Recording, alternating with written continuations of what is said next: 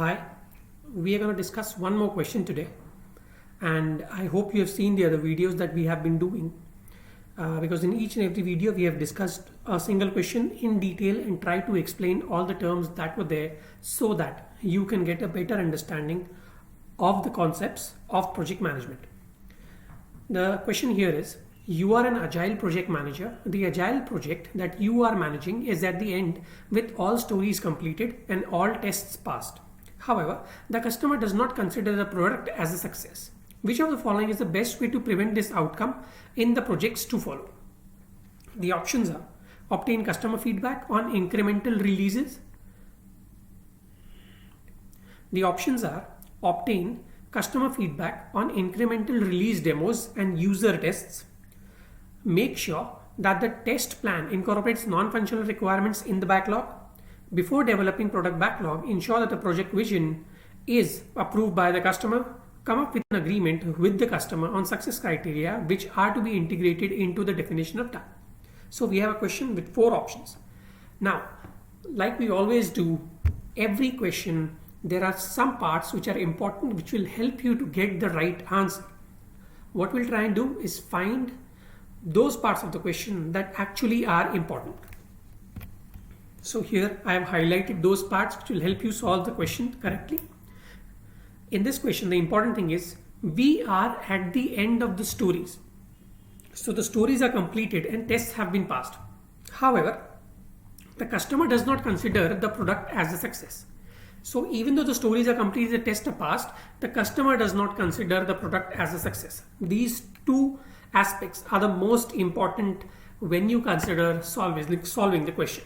So we should go here, we will go step by step. We'll refer each option and try and determine whether this can or cannot be the option.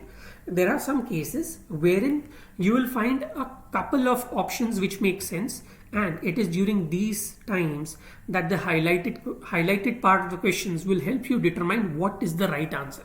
So the first option is obtain customer feedback on incremental release demos and user test. Okay, so this option, if you look at it, has a possibility of being correct. Why? Because stories are completed, so incremental releases must be there, and he does not consider the product as a success. However, if he was involved, if customer feedback was taken at the time of demos, maybe he could have approved. So this can be the right answer. We'll have to look at other options as well to determine what is the best answer for this question. Okay. The second part is make sure that the test plan incorporates non-functional requirements in the backlog. Now, if you look at the question, nowhere in the question it is written whether non-functional requirements were a reason why the product was not accepted. So if the question does not say anything about non-functional requirements, we cannot work under the assumption that it is because of the non-functional requirements that we were not able to get the product approved. So this most certainly cannot be the answer. Okay. Before developing product backlog, ensure that the product vision is approved by the customer. Now, before you start developing the product backlog, the product vision has to be approved. That is correct. But you have to also realize that the product vision changes over a period of time. So if at the beginning of the project, you made a product vision, got it approved by the customer, that's fine. But the product vision will change as iterations happen, as you realize maybe there are some limitations of some features, some advantages of other features. Our product vision changes over time, it evolves over time, and a product vision that is approved in the beginning cannot be the criteria on which the customer will accept the product. It is an evolutionary document. The product vision changes over a period of time, and hence the first product vision that was made cannot be the criteria to make sure that the product gets approved. So this also will not be the answer. Come up with an agreement with the customer on success criteria which are to be integrated into the definition of done. That's perfect. It makes a lot of sense that in the definition of done, we integrate the success criteria that the customer has given.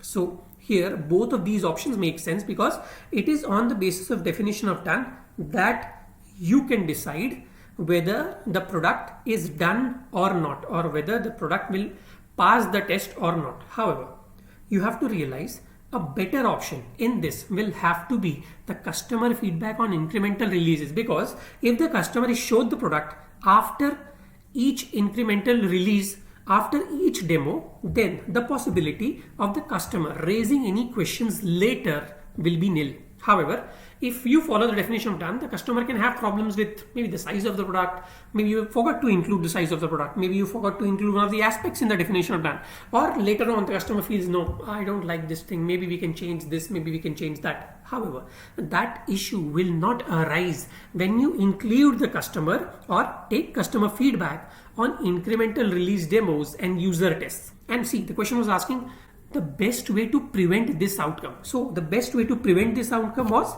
if you would have included the customer in the release demos from the beginning. So the answer here will be A, obtain customer feedback on incremental release demos and user tests. Done? Now, if you have not seen the other videos that we have made, I'll request you to go through them also. This again, that will help you. All the videos are made in this same way, where we discuss options, discuss terms that are there in the question, and I feel you must have a better understanding of those terms. You can follow us on Instagram, you can follow us on Facebook, you can follow us on LinkedIn.